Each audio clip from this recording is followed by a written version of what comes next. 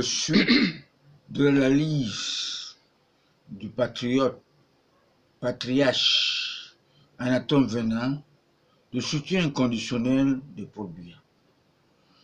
Mes très chers compatriotes, vous me donnerez raison. Ce 21 février 2020, pour avoir demandé à tous ces apprentis sorciers d'aller solliciter le pardon de mon candidat naturel, Abel d'Afrique. Son Excellence Paul Biya, pour l'avoir trompé de temps en temps. Voilà aujourd'hui, l'Allemagne nous montre qu'ils avaient demandé le pardon au peuple camerounais d'avoir pendu ces nationalistes tels que le roi Rodolphe Douala Mangabel, Paul Samba, Gossodine, que je fus son spécimen, pendu aussi à la même date du 8 août 1914. Tout simplement parce qu'il ne voulait pas que notre pays soit bradé. Il nous montre un exemple des bons anges spirituels en rapatriant tous les anti-Biya qui se trouvent en Allemagne. C'est brebis galeuse tapis dans l'homme. C'est hors la loi. C'est sans-papiers qui disent qu'ils soutiennent l'insurrecteur Kamto, les Christians et Koka, Penda, qui avaient conseillé, qui disaient qu'il est conseiller toxique de Paul Biya. J'ai même entendu l'homosexuel Marafa Yaya s'exprimer. Alors, pourquoi, quand il se trouvait en détention, il n'avait jamais donné ses déclarations? Et quand il fut membre très influent de ce gouvernement, il devenait le gouvernement qui devient de plus en plus moribond.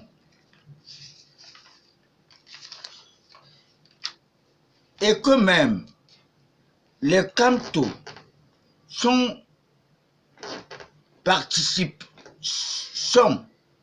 sont participés pour l'assassinat, pour que le Camerounais lambda accuse le choix de Dieu. Paul Biya, le seul chef d'État africain que son ancien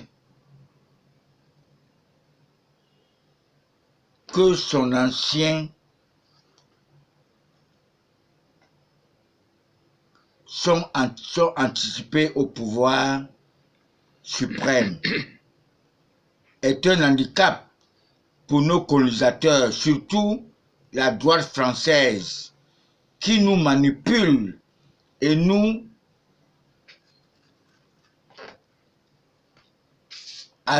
devons dire que notre chef de l'État a mis l'homme au pouvoir.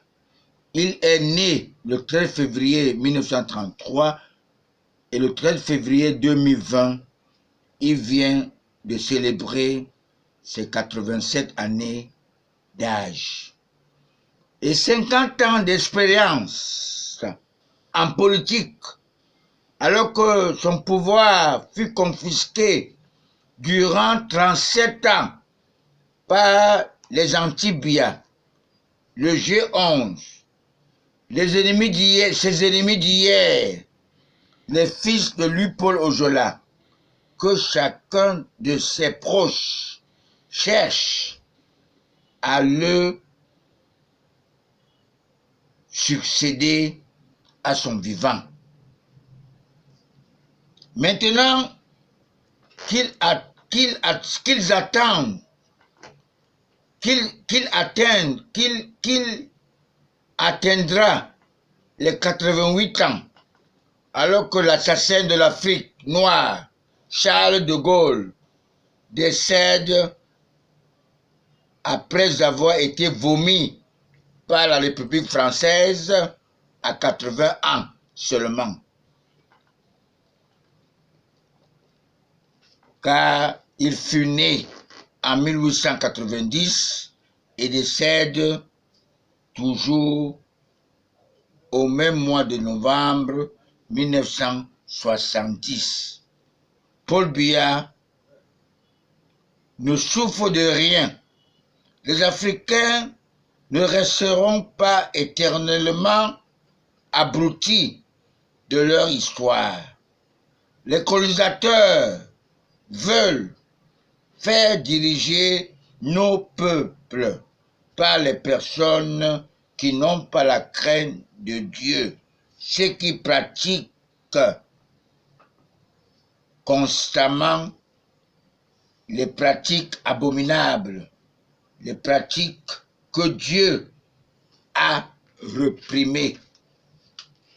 Sodome et Gomorrhe.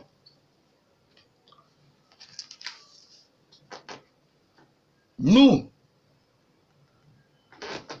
les hommes lions, les patriarches, nous avons expérimenté ces pratiques.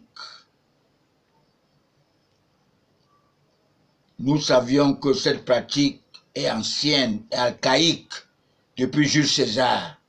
Nous le savons. Et nous le condamnons énergiquement.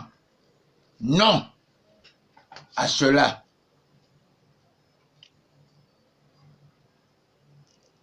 Mes très chers compatriotes, quand certains insistent, vous verrez apparaître l'opération épervier spirituelle